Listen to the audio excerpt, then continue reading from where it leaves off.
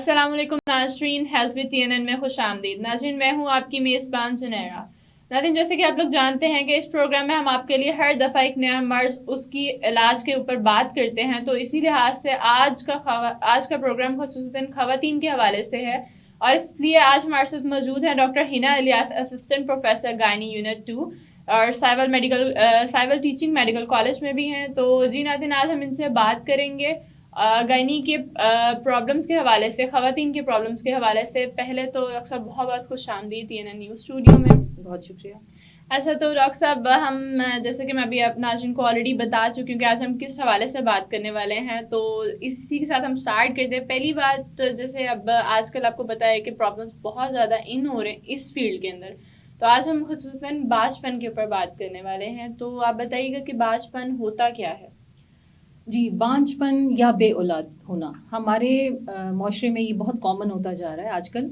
जो world health organisation है वो ये कहता है कि अगर हस्बैंड वाइफ साथ रह रहे हों और किसी किस्म का कोई माने हमल तरीका इस्तेमाल ना कर रहे हों और एक शादी के 1 साल बाद तक भी अगर औलाद ना हो रही हो तो उसको बांझपन कंसीडर किया जाता है।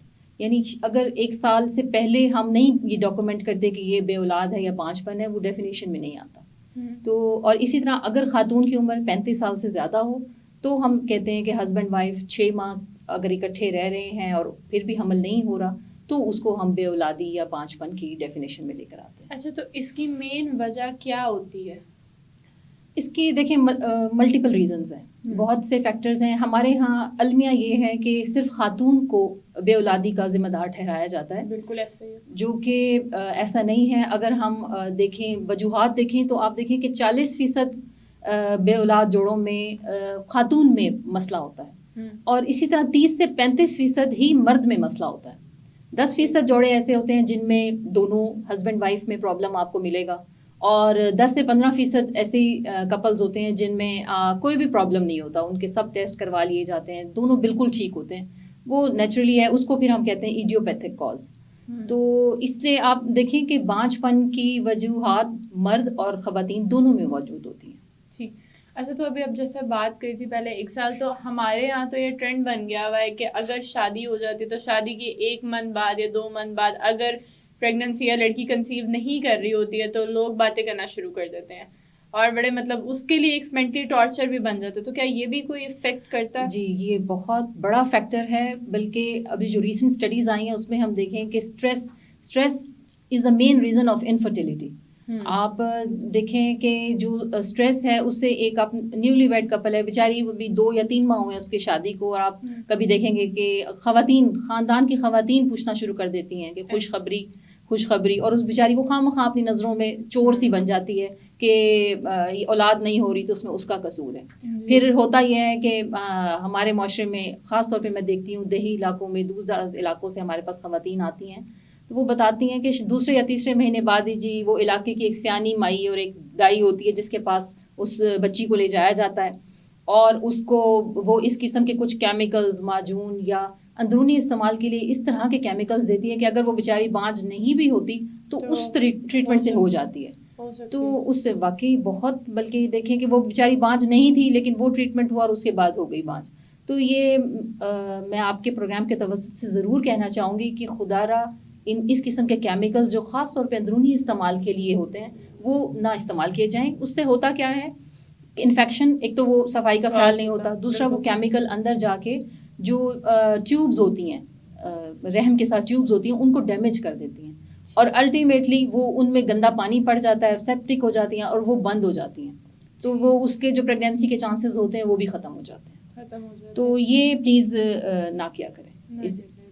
अच्छा, तो मैम जैसे अभी आप बता रही हैं कि यहाँ पे मतलब मर्द और औरत दोनों में होता है, तो हमारे यहाँ मतलब ये चीज़ बड़ी कंसीडर की जाती है। मर्द इसको अना का मसला समझ लेता है कि मैं टेस्ट करवाने जाऊँ या मेरे में प्रॉब्लम हो सकती है, ये तो प्रॉब्लम मेरे में है ही नहीं। तो इस हवाले से आप क्या कहेंगी? हाँ, ऐसा है कि हम बाकी आप बिल्कुल ठीक कह रही हैं कि हमारे यहाँ बहुत मसला समझा जाता है कि जी मर्द में तो मसला हो ही नहीं सकता।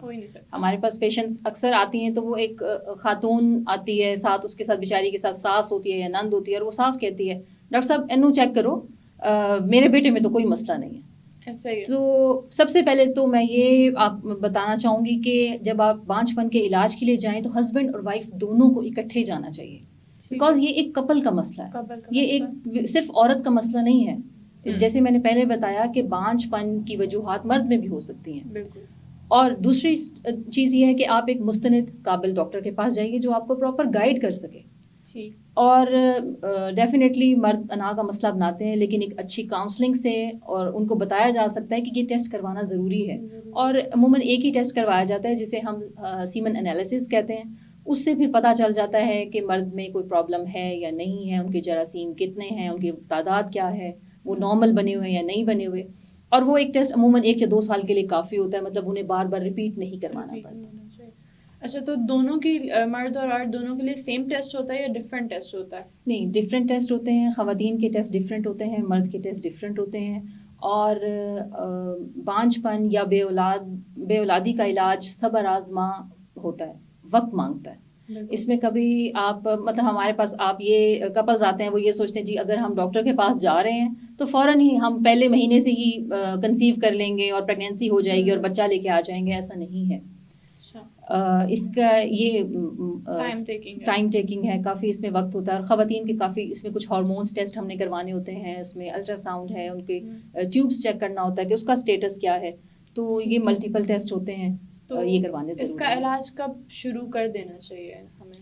جی، اس کا علاج جیسے میں نے آپ کو پہلے بتایا کہ اگر شادی کو 1 سال گزر چکا ہے اور ہسبینڈ وائف ظاہر بالکل نارمل ہیں اور نارمل طریقے سے رہ رہے ہیں، اکٹھے رہ رہے ہیں، اور پھر بھی پریگنینسی نہیں ہو رہی تو علاج شروع کر دینا چاہیے. اور اگر خاتون کی عمر 35 سال سے زیادہ ہے تو 6 ماہ بعد علاج شروع کر دینا چاہیے. اور اس میں ایک اور چیز میں واضح کرنا چاہوں گی کہ ہمارے ہاں اکثر یہ ہے کہ جی شادی ہوئی، شادی کے مہینہ بعد ہسبینڈ دبئی یا سعودیہ چلا گیا اور وہ سال بعد واپس آیا اور پیچھے 1 سال اس بیچاری خاتون کو سننا پڑا کہ اولاد نہیں ہو رہی. تو یہ پلیز کلیئر کریں اپنے مائنڈ میں کہ پریکٹیکلی وہ صرف 1 ماہ کے لیے ساتھ رہے، تو اسے ہم صرف 1 ماہ کنسیڈر کریں گے میرج کا، وہ باقی کے 10-11 ماہ تو باہر رہا. ٹھیک ہے، تو آپ 1 سال اکٹھا اگر وہ رہے ہیں اور پھر بھی پریگنینسی نہیں ہو رہی تو پھر ڈیفینیٹلی آپ کو ایک ڈاکٹر کے پاس جانا چاہیے اور ٹریٹمنٹ اسٹارٹ کرنا چاہیے. اچھا، تو یہ جیسے بھی آپ نے بتایا 35 سال، تو ایسا بھی ہو سکتا ہے کہ مطلب خواتین کی ایج زیادہ ہونے کے ساتھ ان کے اندر یہ فیکٹر بڑھتا جاتا ہے یا وہ بالکل ہی باز ہو سکتی ہیں؟ جی. اور کون سی ایسی ایج ہوتی ہے جس میں جا کے یہ چیز آپ کنسیو نہیں کر سکتے ہو؟ ہاں جی، یہ جو کنسیو کرنے کی سب سے بیسٹ ایج ہے وہ ہے 20 سے 35 کے درمیان، کیونکہ یہ اس وقت عورت ینگ ہوتی ہے، ایگ کوالٹی بہت اچھی ہوتی ہے، ایگ کوانٹٹی اچھی ہوتی ہے، ایگ ریسیپٹیو ہوتے ہیں اور پریگنینسی ہو سکتی ہے. جیسے ہی 35 کی ایج کراس کرتی ہے عورت تو ایگز کی کوالٹی بھی خراب ہونا شروع ہو جاتی ہے اور ایگز کی کوانٹٹی بھی کم ہونا شروع ہو جاتی ہے. تو آپ اگر اس کے چانسز 35 سے پہلے 60% سے کنسیو کرنے کے تو 35 کے بعد 10% تک رہ جاتے ہیں. تو یہ اتنا بڑا گیپ آ جاتا ہے. اور آپ دیکھیں کہ ایون 35 کے بعد اور 40 کے بعد نہ صرف یہ کہ پریگنینسی کے حمل ہونے کے چانسز کم ہو جاتے ہیں بلکہ مینٹلی ریٹارڈڈ بچوں کے ڈاؤن سنڈروم کے چانسز بہت بڑھ جاتے ہیں. تو آپ ہمارے معاشرے میں جو بانجھ پن اور بے اولادی زیادہ ہو رہی ہے اس کی ایک وجہ یہ بھی ہے لیٹ شادی کرنا. خواتین لڑکیاں آج کل کی اپنا کیریئر فالو کر رہی ہیں کہ ہم اپنی ایجوکیشن کمپلیٹ کر لیں، اپنا کیریئر دیکھ لیں اور اس کے بعد ہم شادی کریں. تو اس میں ہوتا یہ ہے کہ 30-35 تک وہ پہنچ جاتی ہیں. جیسے ہی وہ کراس کرتی ہیں اس کے پھر فوراً بعد انہیں خیال آتا ہے کہ نہیں اب بچہ کیوں نہیں ہو رہا. ڈیفینیٹلی 35 کے بعد ان کی ایک کوالٹی وہ نہیں رہتی جو 35 سے پہلے تھی. ایک یہ فیکٹر ہے لیٹ شادیاں کرنا. دوسرا، شادی تو جلدی ہو گئی لیکن ہسبینڈ وائف میوچل ان کا ڈیسیجن ہوتا ہے کہ ہم پریگنینسی ڈیلے کر لیں، تو اس سے بھی پرابلمز آ جاتے ہیں. مطلب برتھ کنٹرول کوئی بھی میتھڈ یوز کر رہے ہیں، پلز اگر نہیں بھی یوز کر رہے، کوئی بھی میتھڈ یوز کر رہے ہیں، تو جب آپ نیچرلی ایک چیز کو روکیں گے اور جو آپ کا فرٹائل پیریڈ ہے اس سے ڈیلے کریں گے تو ڈیفینیٹلی چینجز تو آئیں گے. ٹھیک. اچھا، تو ڈاکٹر صاحبہ بتائیے گا آج کل یہ ایک ٹرینڈ چلا ہوا ہے ٹیسٹ ٹیوب بیبی کا بھی بہت زیادہ، تو وہ کیا ہوتا ہے؟ جی، ٹیسٹ ٹیوب بیبی کی تھوڑی سی میں آپ کو تاریخ بتاؤں گی کہ یہ آئی وی ایف یا ان وٹرو فرٹیلائزیشن کہلاتا ہے. اور یہ دنیا میں پہلا ٹیسٹ ٹیوب بیبی 1978 میں ہوا تھا. وہ لوئی براؤن، وہ آج بھی انگلینڈ میں موجود ہیں، صحیح سلامت ہیں. She was the first I V F child. اور اس کے بعد مطلب it was a revolution in the field of medical science. اور جس نے آئی وی ایف طریقہ کار ایجاد کیا تھا وہ ان کو نوبل پرائز بھی ملا. پاکستان میں پہلا آئی وی ایف سینٹر 1984 میں Lahore institute of fertility and endocrinology میں پروفیسر راشد لطیف نے بنایا. ابھی میں تھوڑی سی بات بیچ میں یہ کرنا چاہوں گی کہ ابھی ریسنٹلی میں حمید لطیف ہاسپٹل لاہور سے ہی انفرٹیلٹی میں ایک سرٹیفکیٹ لے کر آئی ہوں, وہاں سے ٹریننگ لے کر آئی ہوں. تو اور میرا یہ مشن ہے کہ میں ساہیوال جیسے علاقے میں یہاں پہ یہ آئی وی ایف سینٹر قائم کروں تاکہ یہاں کے لوگوں کو بھی سہولت ملے.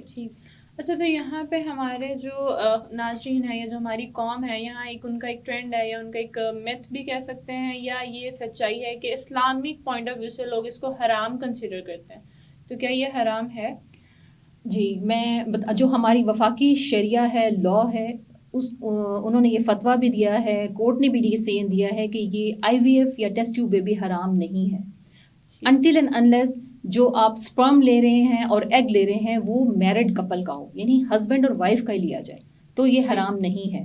ہاں, ڈونر سپرم یا ڈونر ایگ, یعنی اب کسی اور مرد کا سپرم اور کسی اور عورت کا ایگ لے کے اور وہ آپ فرٹیلائز کر کے ایمبریو اس خاتون کے رحم میں رکھ دیں, وہ جائز نہیں ہے, وہ حرام ہے. لیکن اگر وہ میرڈ کپل ہے, اسی مرد اور اسی عورت کا آپ انڈا اور سپرم استعمال کریں گے اور ایمبریو بنائیں گے تو وہ حرام نہیں ہے. اور یہ لا نے یہ ثابت کیا ہے, جو شریعہ کورٹ ہے ہماری پاکستان کی, باقاعدہ یہ ڈیسیژن دیا انہوں نے بھی. ٹھیک.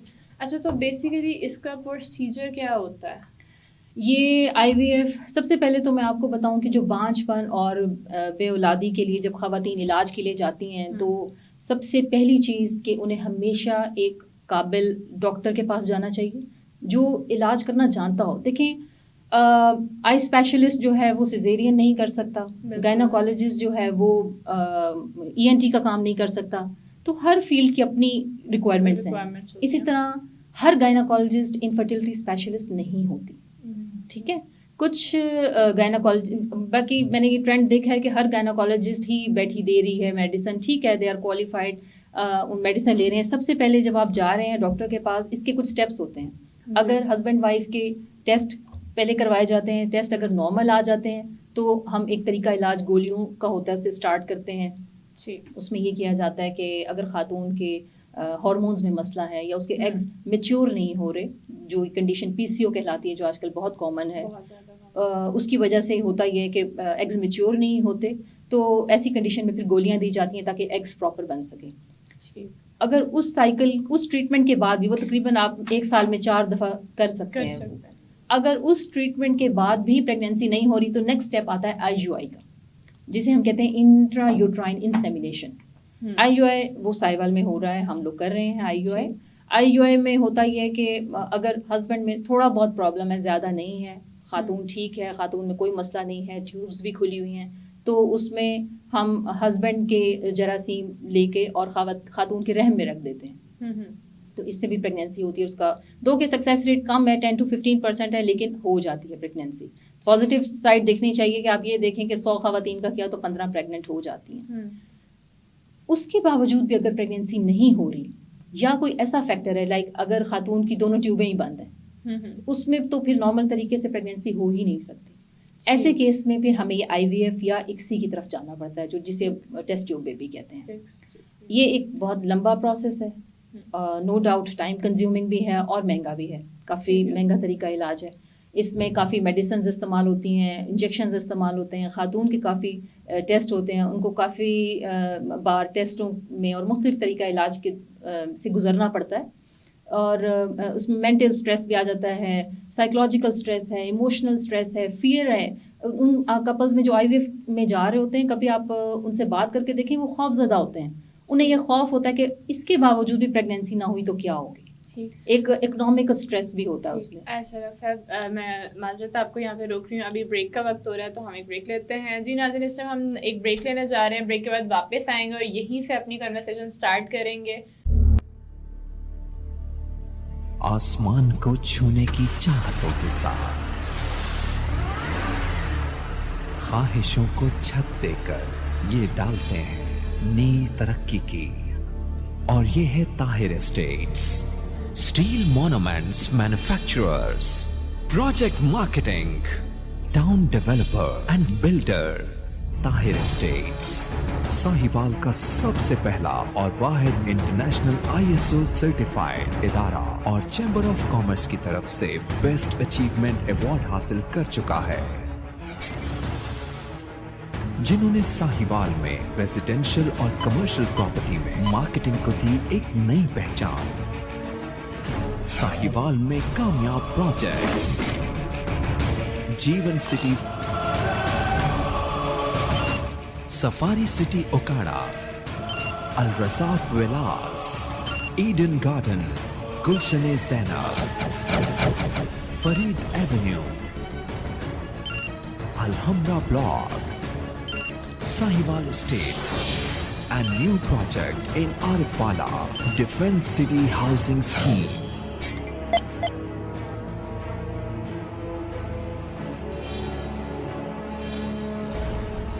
The largest marketing network in real estate.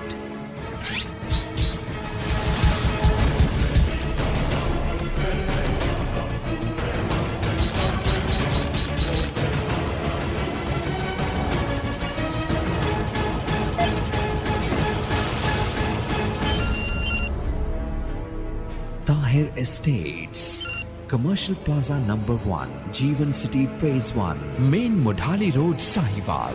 UN number 923041110300.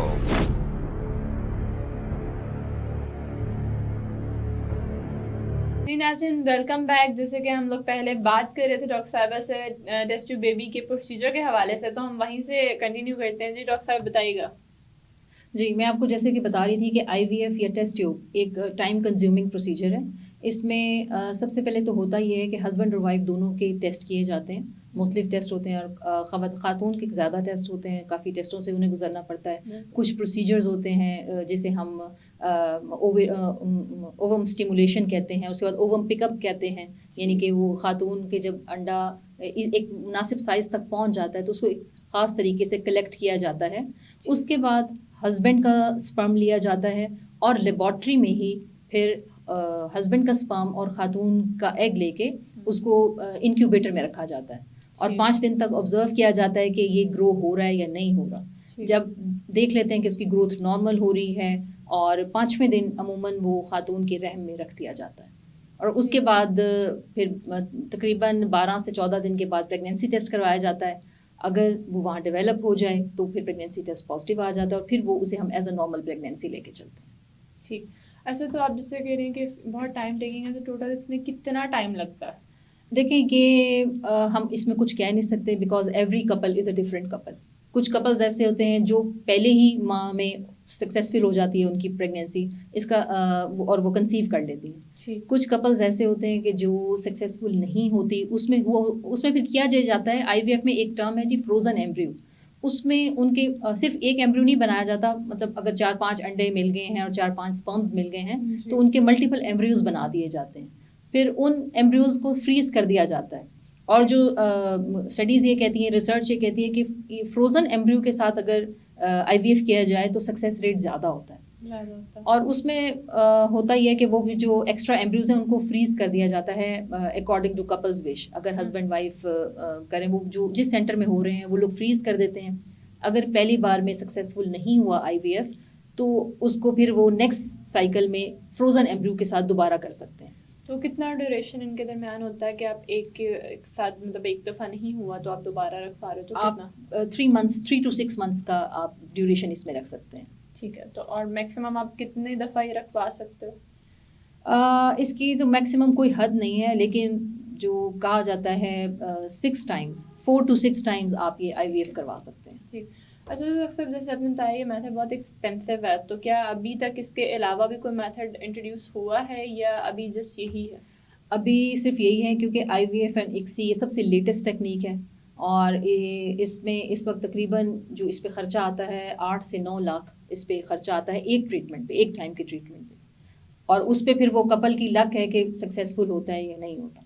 मतलब लाइक अगर आप कह रहे हैं कि वो एक दफ़ा नहीं कंसीव कर पाती, सेकंड टाइम करवाती, तो सेकंड टाइम भी उसको 8 to 10 لیکس لگوانے پڑیں گے؟ وہ اس صورت میں اگر انہوں نے ایمبریو فریز نہیں کروایا تھا. اگر ایمبریو فریز کروایا ہوا ہے تو پھر ان کی کاسٹ کم ہو جاتی ہے, وہ پھر 2 سے 3 لاکھ ہو جاتی ہے, مطلب صرف جو ٹرانسفر کی اور رکھنے کی اور کچھ میڈیسنس کی ہوتی ہے. ٹھیک. اچھا, تو اس ٹائم یہ سہولت ساہیوال میں موجود ہے؟ کوئی سینٹر ہے ایسا؟ نہیں, انفارچونیٹلی اس وقت ساہیوال میں کوئی آئی وی ایف سینٹر موجود نہیں ہے. آئی وی ایف سینٹر پاکستان کے چند بڑے شہروں میں موجود ہے, جس میں لاہور, اسلام آباد, کراچی, پنڈی, پشاور شامل ہیں. اور انشاءاللہ ہماری کوشش ہے عنقریب مستقبل میں ساہیوال میں بھی آئی وی ایف سینٹر بنایا جائے, تاکہ یہاں کے لوگوں کا بھی بھلا ہو اور یہاں کے لوگوں کو علاج کے لیے دور دراز علاقوں میں نہ جانا. ٹھیک.